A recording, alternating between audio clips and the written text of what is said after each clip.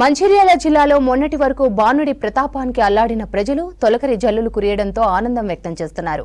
వడగాల్పులు ఉక్కపోతతో సతమతమైన జనానికి నిన్న రాత్రి వర్షం కురవడంతో ఉపశమనం దొరికింది. రైతులు వానాకాలం వ్యవసాయ పనులు ప్రారంభించారు. దుక్కులు దున్ని విత్తనాలు నాటుతున్నారు.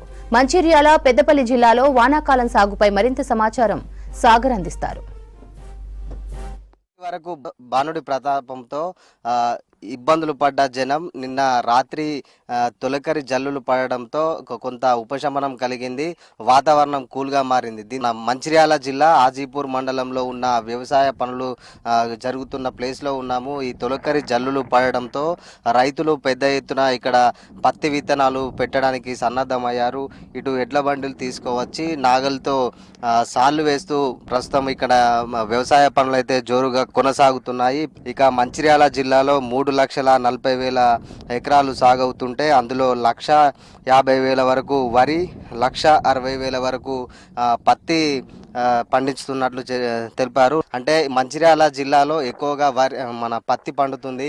1,50,000 వరి అయితే 1,60,000 ఎకరాల్లో పత్తి అయితే సాగవుతుంది. ఇదంతా కోల్బెల్ట్ ఏరియా, సాగునీరు కొద్దిగా ఇబ్బందికరంగా ఉంటుంది కాబట్టి ఇదంతా కూడా పత్తి ఎక్కువగా పండుతుంది. దీనికి సంబంధించిన వర్షాకాలం నిన్న రాత్రి కురిసిన వర్షాలకు భూమి అంతా కూడా చదును చేసి ఎక్కడెక్కడైతే రైతులు మొత్తం కూడా తమ వ్యవసాయ పనుల్లో బిజీగా గడుపుతున్నారు. ప్రస్తుతం మనతో పాటు రైతులు ఉన్నారు, అడిగి తెలుసుకుందాం ఎట్లా జరుగుతున్నాయి వ్యవసాయ పనులు. మొన్నటి వరకు ఎండలు కొట్టినాయి, ఇప్పుడు నిన్న రాత్రి కొద్దిగా మొన్న కూడా ఒక వర్షం పడింది. వ్యవసాయ పనులు ఎట్లా జరుగుతున్నాయి? నిన్న వర్షానికి మాకు చాలా సంతోషంగా ఉంది. ఈరోజు మాకు పండగ వాతావరణం.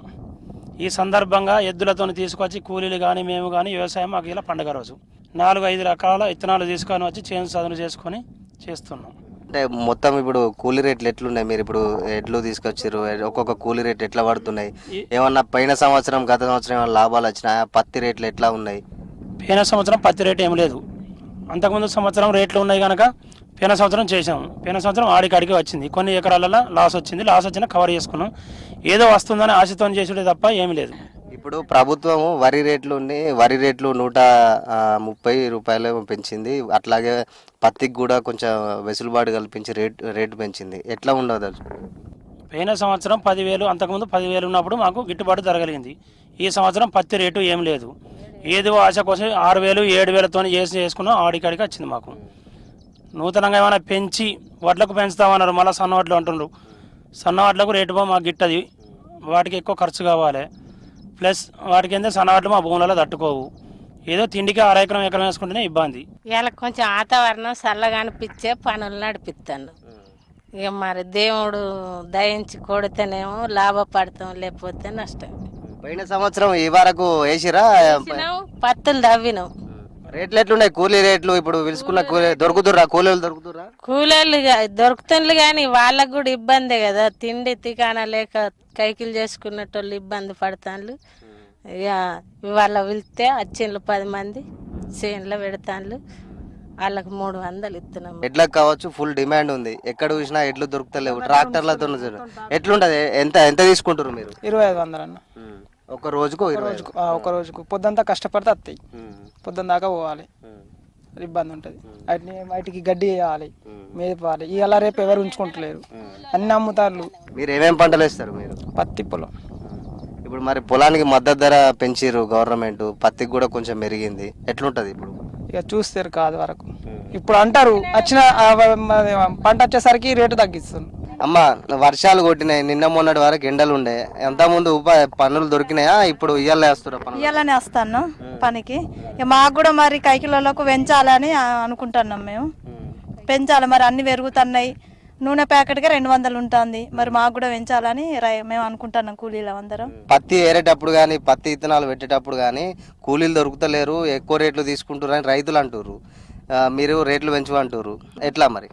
ఇప్పుడు ఫ్రీగానే ఉంటారు. ఇక అప్పుడు ఇక నాట్లో పోతారు కాబట్టి కొంచెం ఇబ్బంది ఉంటుంది.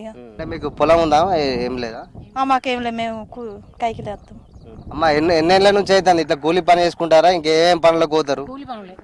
దాదాపు 10 సంవత్సరాల నుంచి కూలి పనికి వెళ్తాం. 100 రోజులు పనికి వెళ్తాం. ఉపాధి పనికి. సీజన్ ఉన్నప్పుడు కూలీలు దొరకడం కష్టం. ఇప్పుడైతే ఫ్రీగానే దొరుకుతారు. ఇప్పుడు బాగా సీజన్ లేదు కదా, వర్షం పడితే మళ్ళీ ఫ్రీ బిజీ అవుతుంది. అంటే పత్తి ఇప్పుడు పత్తి విత్తనాలు వేస్తారు అంటే నాట్లు వేయడానికి అన్ని పనులు చేస్తారు. వేయడానికి పత్తి కలుపుకు విత్తనాలు పెట్టడానికి అన్ని పనులకు వెళ్తాం. ఓవరాల్ గా మంచిర్యాల పెద్దపల్లి జిల్లాలో మొన్నటి వరకు ఎండవేడిని తాళలేక ఉన్న ఇప్పుడు ఈ జిల్లాలో మొత్తం కూడా వ్యవసాయ పనులు ఊపందుకున్నాయి. ఇప్పుడు మరో వారం రోజుల్లో కూడా వరి నాట్లకు కూడా సిద్ధం అవుతున్నారు. పత్తి విత్తనాలు ఎత్తిన తర్వాత వర్షాలు సమృద్ధిగా కురిస్తే ఈ మొలకెత్తి పంట కూడా లాభాలు వచ్చే అవకాశం ఉంది. ఈ పత్తికి వరికి ప్రభుత్వం కూడా మద్దతు ధర కొంచెం పెంచడంతో రైతులు కూడా ఆనందం వ్యక్తం చేస్తున్న పరిస్థితి అయితే నెలకొంది. కెమెరా పర్సన్ మల్లేష్తో సాగర్, V6 న్యూస్, మంచిర్యాల.